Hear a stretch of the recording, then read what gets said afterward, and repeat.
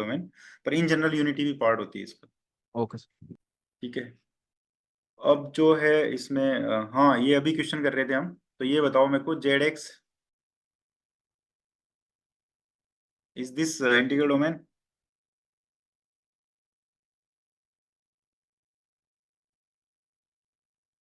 Sir if x is prime, नहीं, अच्छा x polynomial है।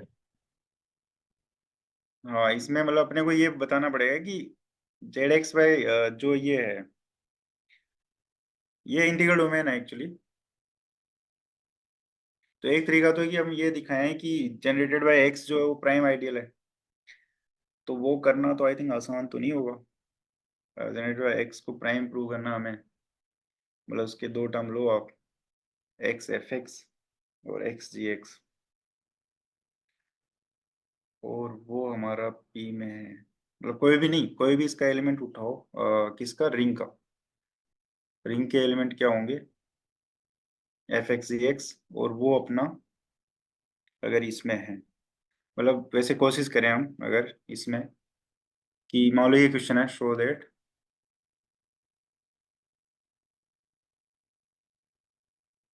इसमें देखो सबसे अच्छी बात है आप ये ना करके, इनफैक्ट ये ऊपर वाली चीज को भी हम ऐसे कर सकते थे कि आप मैपिंग डिफाइन करो एक, phi of a naught plus a one x plus n x n equals to a no,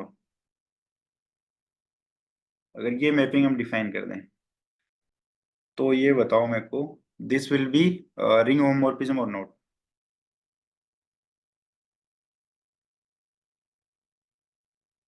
होगी ना? भाई क्या करोगे आप, ऐसा समझ लो आप, five of F x equals to, मतलब यही है वैसे, ठीक है ना? तो आप फाइव ऑफ, जैसे टू, अगर टू एलिमेंट लें अपन, एन और a one x plus a n x n, और दूसरा ये लें b naught plus b one x plus b n x n, तो इन दोनों को ऐड करोगे तो कांस्टेंट टर्म क्या होगा, मतलब अगर आप लेट्स से कि इसको मैं एफ एक्स बोल देता हूँ और इसको जी एक्स बोल देता हूँ, तो अगर आप five of F X plus G X करोगे तो देट विल बी व्हाट, जब आप इनके कांस्टेंट टर्म को ऐड करोगे तो एन और बी नोर आएगा, और इस डेफिनेशन से जैसे हमने मैपिंग डिफाइन की है, इक्वल्स टू एन और डिफाइन किया था ना, जैसे मैपिंग डिफाइन किया तो ये एन और प्लस बी नोर हो जाएगा, पर उसी डेफिनेशन से this will be phi of F x and phi of G X. तो विद रिस्पेक्ट टू एडिशन तो ये होमोमॉर्फिज्म होगी, ऐसे मल्टीप्लिकेशन भी करोगे आप इसका, तो जब मल्टीप्लाई करोगे तो कांस्टेंट टर्म तो एन और बी नोर ही आएगा ना, बाकी में तो एक्स या कुछ ना कुछ इन्वॉल्व रहेगा ही। तो जब मल्टीप्लाई भी कर रहे हो आप एफ एक्स जी एक्स का, तो यहाँ पे एन और बी नोर ही आ रहा है, which is as good as f x and g x, five of, right? तो this is a ring homomorphism in fact. तो ये हमने एक रिंग होमोमॉर्फिज्म डिफाइन करी, और ये ऑन्टो भी है, क्योंकि हर एन और के लिए इधर एन और तो है ही ना। सो ऑन्टो होमोमॉर्फिज्म डिफाइन करी, फिर तो आपको याद आना चाहिए, क्या याद आना चाहिए, फंडामेंटल थ्योरम ऑफ होमोमॉर्फिज्म, मतलब हम क्या बोलेंगे कि फाई इज ऑन्टो होमोमॉर्फिज्म। और कहाँ से कहाँ जा रहा है फाई, हमने लेट से कि अभी आप आर एक्स बोल दो इसको, आर एक्स से एन और जो जो भी है, लेट से अगर ये इंटीजर वाला है तो जेड बोल दो। भाई अगर अपन जेड एक्स की बात करें, लेट से जेड एक्स से जेड में जाएंगे फिर, क्योंकि जेड एक्स का मतलब ही ये है कि जो कोएफिशिएंट है वो इंटीजर्स है, तो यहाँ पे ये कोएफिशिएंट तो लिया हमने, फिर हमारी रिंग हो गई फाइव जेड एक्स से जेड तक। अब bye fundamental theorem of homomorphism,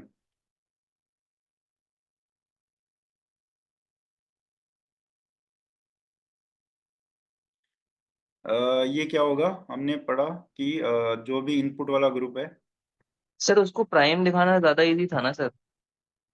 ठीक है मतलब ये भी बता देता हूँ, इसमें क्या ना, मान लो दो दोनों क्वेश्चन आ रहे हैं तो फिर दोनों ही एक साथ हो जाएंगे, ठीक ठीक है है ना? सर। अगर क्वेश्चन ऐसा आ रहा है कि so that R X by generated by X is field but not Z X by generated by X, तो फिर हम ऐसे करेंगे तो एक साथ ही हो जाएगी चीजें।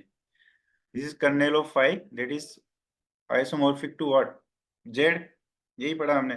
और कर्नेल ऑफ फाइव क्या होगा इसका, कर्नेल ऑफ फाइव मतलब वो सारे इनपुट होंगे, इनपुट मतलब ये जो भी है a naught plus a one x, for which five of ये जो भी इनपुट है वो एन और है वो जीरो हो जाए, मतलब एन और जीरो हो जाए इन सब में।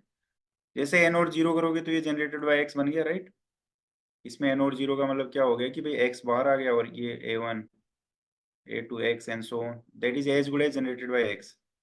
तो हम यहाँ से बोल सकते हैं कि भाई Z X divide by generated by X is isomorphic to Z, पर जेड तो इंटीग्रल डोमेन है, फील्ड नहीं है। तो Z X by generated by X भी इंटीग्रल डोमेन ही होगी। और दूसरा, जैसे मान लो ये जेड एक्स की जगह आर एक्स होता रियल नंबर्स वाला, तो फिर यहाँ पे आर हो जाता, बस कोएफिशिएंट आर से आता ना। तो फिर क्या हो जाता है, ये आर तो जो है फील्ड होता है, तो फिर ये फील्ड हो जाता। और कॉम्प्लेक्स नंबर होता है यहाँ पे, तब भी ये फील्ड हो जाता। रेशनल नंबर होता तब भी ये फील्ड हो जाता। ठीक है ना। बाकी प्राइम से तो कर ही सकते हो आप। प्राइम से भी फिर क्या करोगे, एफ एक्स जी एक्स को आप जनरेटेड बाय एक्स में लोगे, तो F X G X equal to X times some H X. और फिर कंपेयर करके आप वहां से बता सकते हो कि भाई मतलब एफ एक्स और जी एक्स की जो वैल्यूज है वो आइदर किसी एक में होगी। सर वो मतलब वैसे लिख के दिखा सकते हैं ना, sigma of A I X to the power I F X को, और B I G X to the power I G X को, सिग्मा करके, और हाँ, थोड़ा ऐसे शो मल्टीप्लाई करके। करके दिखा। हाँ, हाँ। पर ये भी मतलब ये सिस्टमेटिक वे है। इसमें अपन बहुत से इस टाइप के क्वेश्चन सारे ही कर सकते हैं। इनपे जो भी रिंग पॉलिनोमियल्स वाली है ना, कॉम्प्लेक्स हो उनके कोएफिशिएंट, इंटीजर हो रियल हो, सब में बोल सकते हैं ना। जो यहाँ पे जो कोएफिशिएंट होगा उसकी नेचर बताएगी कि वो हमारा फील्ड है कि इंटीग्रल डोमेन है। ठीक है, क्लियर है। R be a commutative ring with unity, then every maximal ideal of R is a prime ideal. देखो, आर हमारी कम्यूटेटिव रिंग विद यूनिटी है, तो आर बाई एम हमारा क्या होगा, फील्ड होगा कि नहीं, क्योंकि एम मैक्सिमल दिया अभी हमने जो थ्योरम पढ़ी। अगर आर बाई एम फील्ड है तो आर बाई एम क्या होगा, इंटीग्रल डोमेन भी होगा। और हमने इंटीग्रल डोमेन पढ़ा कि अगर R by M integral domain है तो एम प्राइम भी होगा।